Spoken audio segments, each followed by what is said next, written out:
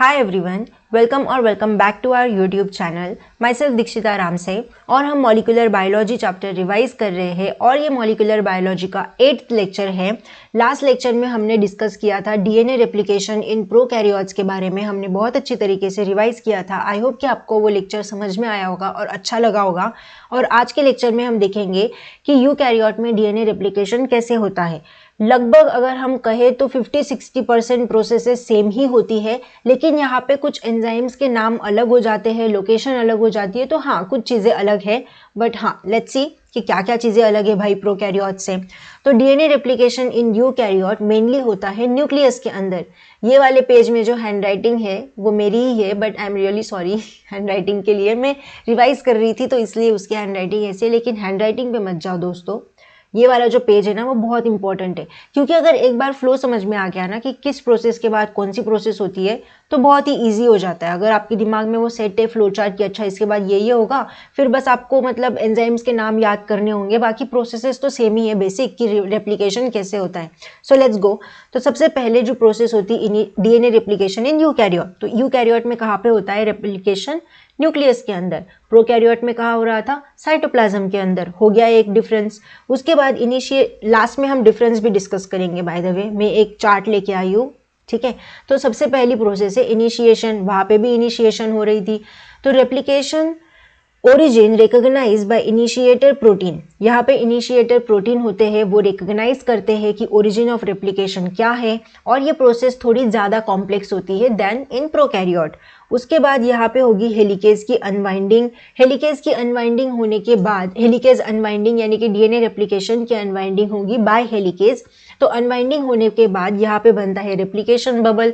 वहाँ पे भी रेप्लिकेशन बबल बन रहा था। वहाँ पे 2 रेप्लिकेशन फॉर्क बन रहे थे, यहाँ पे मल्टीपल रेप्लिकेशन फॉर्क बन सकते हैं।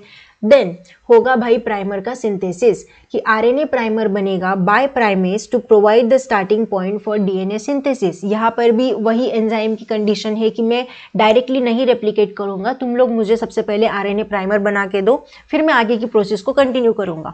तो यहाँ पे भी प्राइमर बनाया जाता है। आरएनए प्राइमर कौन बनाता है? उसको प्राइमेज बनाने का काम करता है to provide the starting point for DNA synthesis. अब बारी आती है इलोंगेशन की। तो यहाँ पे 3 एंजाइम्स इंपॉर्टेंट रोल प्ले करते हैं। First one is the DNA polymerase alpha, जो कि एज अ प्राइमर जैसा काम करता है। फिर होता है एक डीएनए पॉलीमरेज डेल्टा, जो कि हमें लीडिंग और लैगिंग स्ट्रैंड में उसका फंक्शन होता है मेनली। और एक होता है डीएनए पॉलीमरेज एप्सिलॉन। ये 3 एंजाइम्स हमें यहाँ पे देखने को मिलते हैं। यहाँ पे भी जो 5 प्राइम टू 3 प्राइम वाला होगा वो होगा लीडिंग स्ट्रैंड, जो 3 प्राइम टू 5 प्राइम वाला होगा वो होगा लैगिंग स्ट्रैंड। और यहाँ पे लैगिंग स्ट्रैंड हमें देखने को मिलता है छोटा, साइज में होता है छोटा। देन ओकाजाकी फ्रैगमेंट्स बनते हैं लैगिंग स्ट्रैंड के ऊपर। तो ओकाजाकी फ्रैगमेंट की हमें प्रोसेसिंग करनी पड़ेगी। तो प्रोसेसिंग करने के लिए आरएनए प्राइमर को रिमूव करना पड़ेगा। वहाँ पे भी आरएनए प्राइमर को रिमूव कर रहे थे और डीएनए के जो न्यूक्लियोटाइड्स होते हैं उनको हम वहाँ पे डाल रहे थे। तो यहाँ पे भी आरएनए प्राइमर को रिमूव करना पड़ेगा। तो यहाँ पे आरएनए प्राइमर को रिमूव करने का काम करता है एंडोन्यूक्लियेज, और वहाँ पे अलग एंजाइम काम कर रहा था। और जो गैप फिल करने का काम करता है वो करता है डीएनए पॉलीमरेज डेल्टा या फिर एप्सिलॉन। वहाँ पे कौन फिल कर रहा था? DNA ligase. यहाँ पे कौन करता है? डीएनए पॉल डेल्टा या फिर एप्सिलॉन। तो DNA ligase joins the Okazaki fragments. हाँ, मतलब वही फैमिली के मेंबर से भाई है, लेकिन यहाँ पे इसका नाम अलग हो जाता है, ये मेरे कहने का मतलब था। देन टर्मिनेशन की प्रोसेस होगी। तो स्पेशलाइज प्रोटीन है वो जो न्यूली रेप्लिकेटेड डीएनए स्ट्रैंड है उसको स्टेबलाइज करने का काम करेंगे, और जो जीनोम की इंटीग्रिटी है उसको भी मेंटेन करने का काम करते हैं। यहाँ पे डीएनए गायरेज या फिर टोपोआइसोमरेज का कोई काम नहीं होता।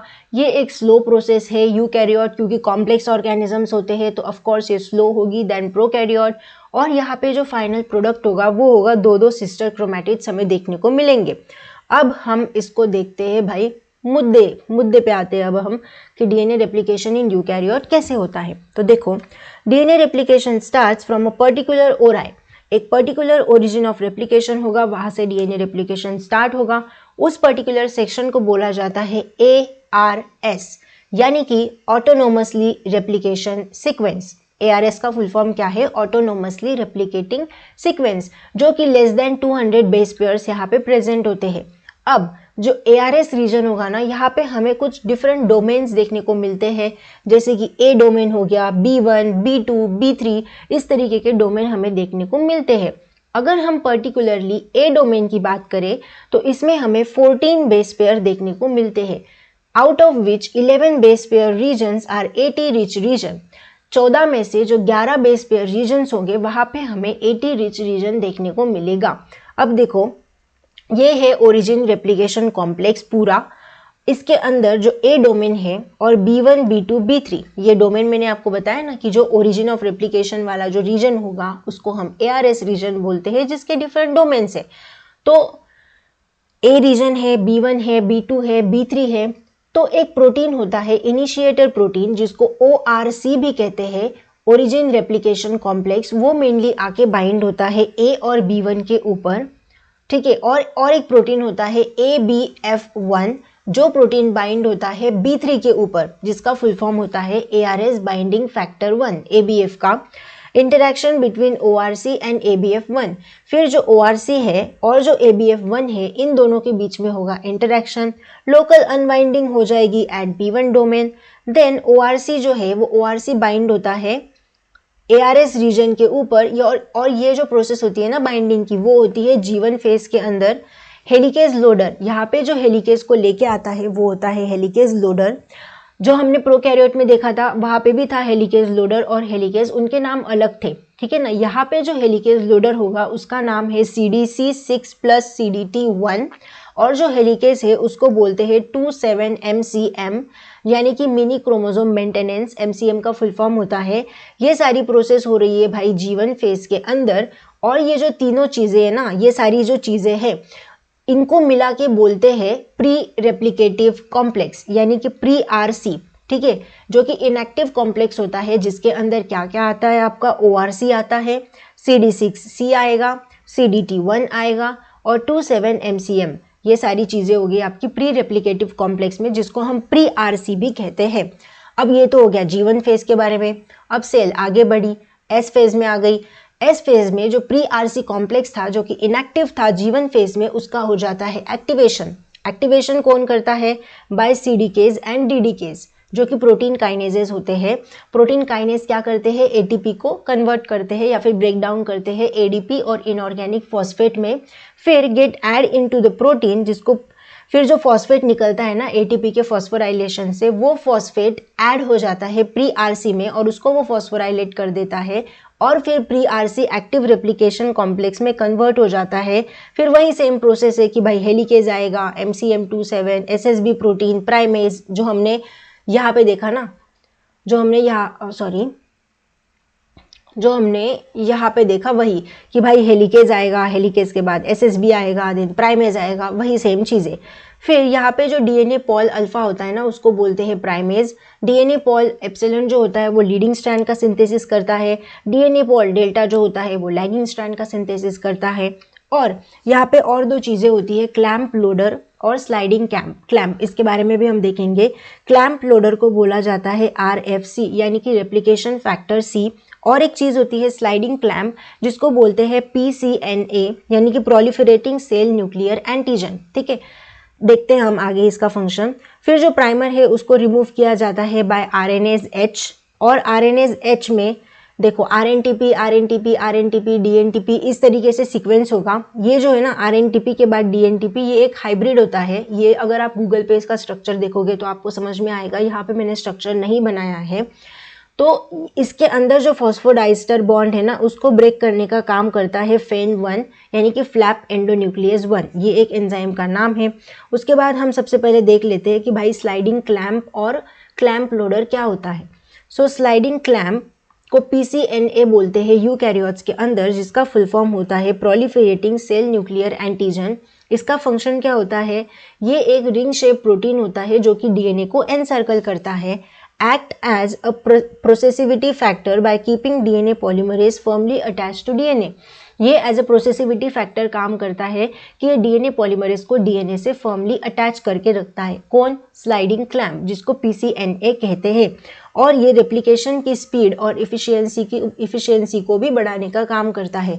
जैसे कि आप PCNA को एज अ सीट बेल्ट सोचो फॉर DNA पॉलीमरेज, कि ये रेप्लिकेशन के दौरान उसको फॉल करने से रोक रहा है। अगर हम सीट बेल्ट लगाते हैं तो ऑफकोर्स हम मतलब फॉल होने से रुकते हैं ना खुद को, अगर ब्रेक वगैरह लगता है तो उसी तरीके से कि डीएनए पॉलीमरेज डीएनए से मतलब निकल ना जाए भाई, गिर ना जाए कहीं, तो उसको वहीं पे रखने का काम करते हैं ये स्लाइडिंग क्लैम्प। सेकेंड है क्लैम्प लोडर, जिसको आरएफसी कहते हैं, यानी कि रेप्लिकेशन फैक्टर सी। इसका फंक्शन होता है कि ये पीसीएनए को ओपन करता है और ये उसको डीएनए के ऊपर लोड करने का काम करता है।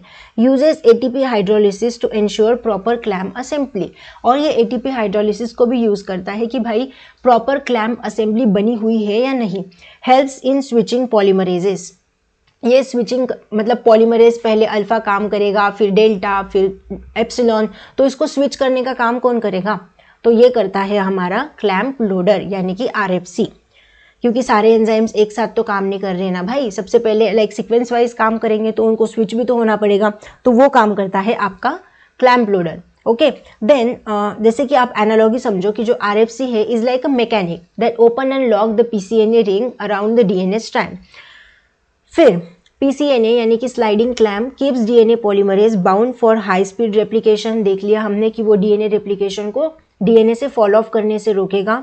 आरएफसी क्या है? क्लैम्प लोडर इंश्योर करता है कि पीसीएनए करेक्टली पोजीशन है या नहीं है डीएनए से, या फिर वो करेक्टली लोडेड है या नहीं है, तो ये काम करेगा क्लैम्प लोडर।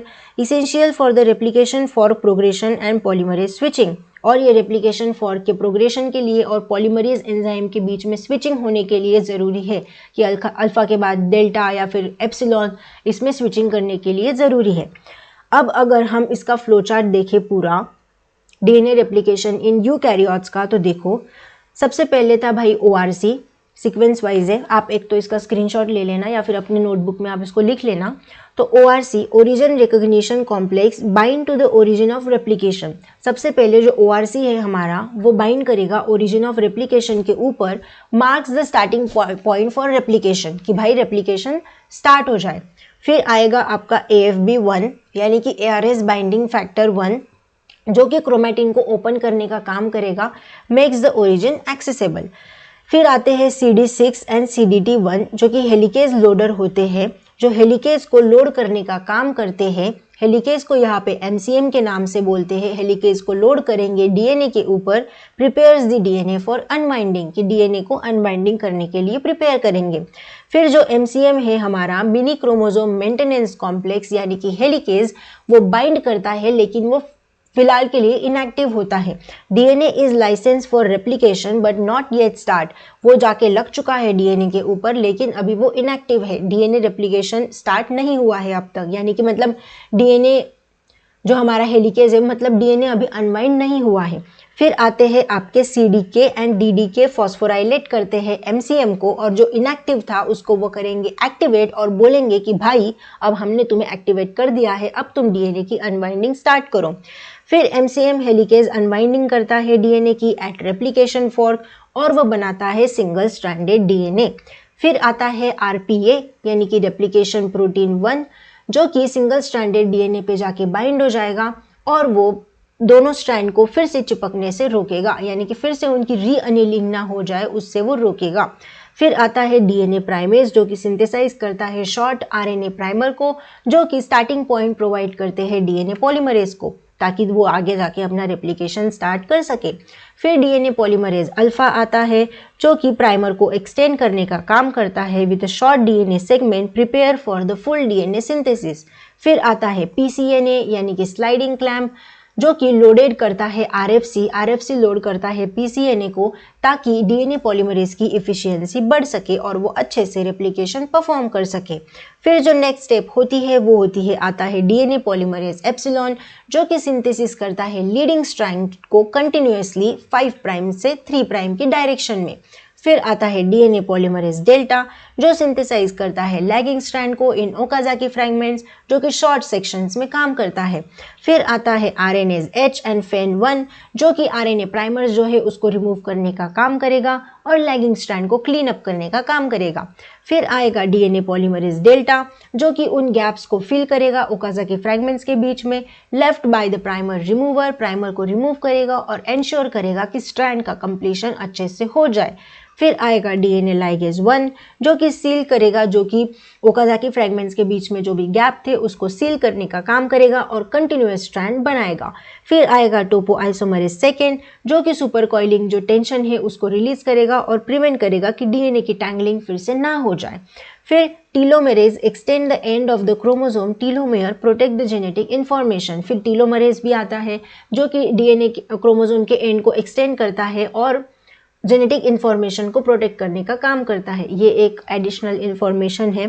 खैर, फिर रेप्लिकेशन कंप्लीट हो जाता है और सेल प्रिपेयर करती है अपने डिवीजन के लिए, एंश्योर करती है कि अच्छे से क्रोमोसोम का डुप्लीकेशन हो जाए। ठीक है, एक बार और रिवाइज कर लेगा भाई, कर लेते हैं, क्यों नहीं, बिल्कुल करेंगे। देखो, सबसे पहले ORC आया, यानी कि ओरिजिन रिकॉग्निशन कॉम्प्लेक्स, जो कि ओरिजिन ऑफ रेप्लिकेशन से बाइंड हो गया और उसने ओरिजिन रेप्लिकेशन को स्टार्ट कर दिया।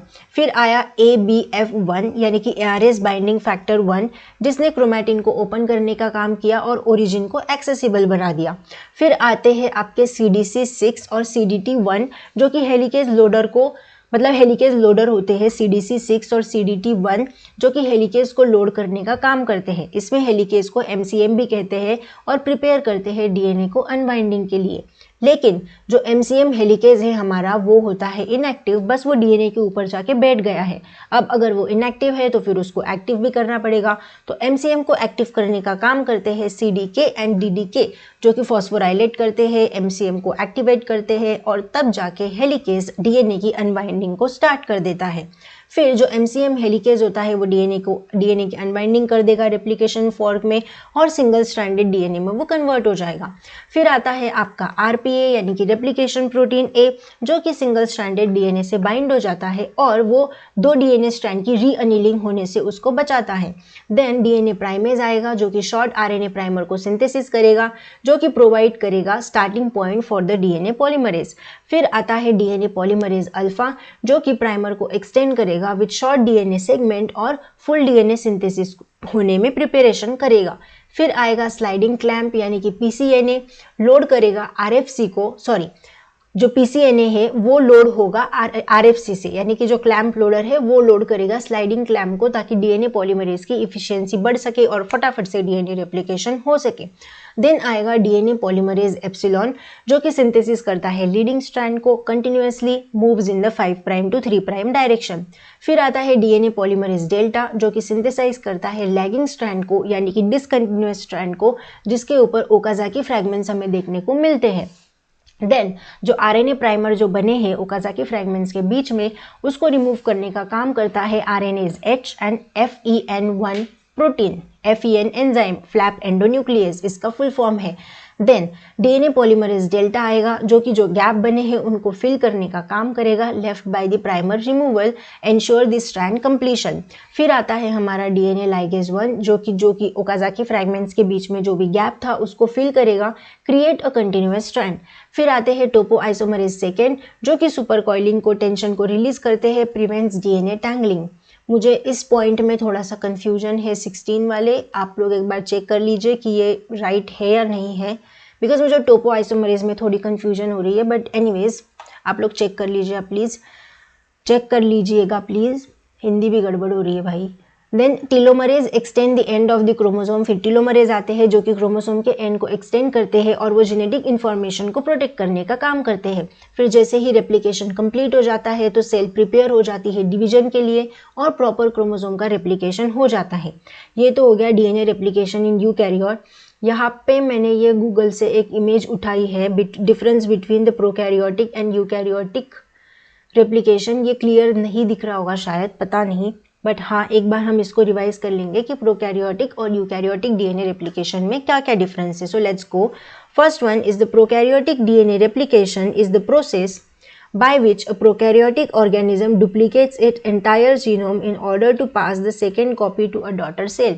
कि प्रोकैरियोटिक डीएनए रेप्लिकेशन जो होता है ना, वो पूरे अपने जीनोम को एक साथ ही रेप्लिकेट कर लेता है, लेकिन eukaryotic DNA replication is the process by which the eukaryotic duplication prior to cell division. ठीक है, देन जो प्रोकैरियोटिक होगी वो कंटिन्यूअस प्रोसेस होती है, जो यूकैरियोटिक होगी वो occur during the S phase of the cell cycle. Takes place in the cytoplasm, पहले ही बताया है कि प्रोकैरियोटिक रेप्लिकेशन होता है साइटोप्लाज्म के अंदर और यूकैरियोटिक में होगा न्यूक्लियस के अंदर। प्रोकैरियोट में जो डीएनए होता है वो होता है सर्कुलर और डबल स्ट्रैंडेड, और जो यूकैरियोट में होगा वो होगा linear DNA and double stranded with ends. Prokaryote में small amount of prokaryotic DNA होता है, लेकिन यूकैरियोटिक अमाउंट जो होता है वो 50 टाइम्स ज़्यादा होता है प्रोकैरियोट से। Then DNA form loop-like structure by wrapping around histone-like protein molecule। Prokaryote में जो DNA होता है वो एक loop-like structure बनाता है wrapping around histone-like protein molecule H1, H2A, H2B जो histone protein होते हैं। और यूकैरियोटिक में DNA form nucleosome and shows higher order of packaging। इसमें अच्छी खासी पैकेजिंग होती है क्योंकि यूकैरियोटिक का DNA बहुत लंबा है भाई, 2.2 मीटर DNA है, तो उसको पैकेजिंग भी करनी पड़ेगी, तो ये हमें यहाँ पे देखने को मिलेगा। फिर प्रोकैरियोट में सिंगल ओरिजिन ऑफ रेप्लिकेशन देखने को मिलता है, यूकैरियोट में हमें मल्टीपल ओरिजिन ऑफ रेप्लिकेशन देखने को मिलते हैं, 1000 से भी ज़्यादा ओरिजिन ऑफ रेप्लिकेशन होते हैं, ओराई होते हैं। प्रोकैरियोट में carried out by DNA Paul 1 and 3 हमें इसमें देखने को मिलेगा प्रोकैरियोट में, लेकिन यूकैरियोट में मैंने बताया ना कि अल्फा, डेल्टा, एप्सिलॉन अलग अलग नाम हो जाते हैं इनके बस। फिर प्रोकैरियोट में Okazaki fragments are comparatively large होती है, 1000 से 2000 न्यूक्लियोटाइड लेंथ होगी प्रोकैरियोट में ओकाजाकी फ्रैगमेंट्स की, लेकिन यूकैरियोट में सिर्फ 100 से 200 ही न्यूक्लियोटाइड इतनी लंबी लेंथ होती है ओकाजाकी फ्रैगमेंट्स की। डीएनए गायरेज इंपॉर्टेंट काम करता है इसमें प्रोकैरियोट में, और इसमें डीएनए गायरेज की कोई ज़रूरत नहीं होती, इसीलिए मुझे वो पॉइंट में कन्फ्यूजन हुई क्योंकि उसमें टोपोआइसोमरेज फिर है ना, तो क्यों नहीं है रिक्वायरमेंट, तो वो आप लोग देख लेना, मैं भी एक बार चेक कर लूँगी। Then a rapid process, prokaryotic एक रैपिड प्रोसेस है क्योंकि पर सेकेंड 2000 न्यूक्लियोटाइड ऐड हो रहे हैं भाई, तो ये रैपिड प्रोसेस है। और यूकैरियोटिक एक स्लो प्रोसेस है, अराउंड 100 न्यूक्लियोटाइड ऐड हो रहे हैं पर सेकेंड, और जो फाइनल प्रोडक्ट होगा ना इसका प्रोकैरियोटिक का वो होगा कि 2 सर्कुलर क्रोमोसोम हमें देखने को मिल रहे हैं, और यूकैरियोटिक में जो फाइनल प्रोडक्ट होगा उसमें हमें 2 सिस्टर क्रोमैटिड देखने को मिलते हैं। तो ये तो हो गया प्रोकैरियोटिक और यूकैरियोटिक डीएनए के बीच का डिफरेंस। तो आज के लेक्चर में हमने देखा DNA replication in eukaryote. I am again saying कि लास्ट वाले लेक्चर में भी ये वाला पेज था, इसी हैंडराइटिंग में आपको दिख जाएगा, तो वो और ये अगर आप ये दिमाग में रखोगे ना आपने कि भाई इसके बाद ये होता है, ये होता है, ये होता है, तो आपको बहुत ईजी जाएगा एंजाइम। फिर सिर्फ आपको ना फिर एंजाइम्स के नाम रटने पड़ेंगे कि अच्छा इसमें ये था, इसमें ये था, इसमें ये था, इसमें ये था, बस ये वाला सीक्वेंस याद रखना। फिर हमने देखा थोड़ा सा एडवांस डीएनए रेप्लिकेशन, अलग अलग नाम हमने इसमें देखे। देन प्री रेप्लिकेटिव कॉम्प्लेक्स के बारे में देखा, और देन हमने डिफरेंस देखा, एंड लास्ट में हमने और स्लाइडिंग क्लैंप और क्लैंप लोडर का फंक्शन भी देखा। एंड देन हमने पूरे डीएनए रेप्लिकेशन इन यूकैरियोटिक का फ्लो चार्ट भी देखा। ये बहुत ही इजी है, आप इसका स्क्रीनशॉट निकाल लेना या फिर लिख लेना, आपको इजी जाएगा। एंड या that's it for today's lecture. Thank you so much for watching. मिलते हैं हम नेक्स्ट लेक्चर में, शायद से हम करेंगे transcription in eukaryote and prokaryote. So yeah that's it for today's lecture. Thank you very much.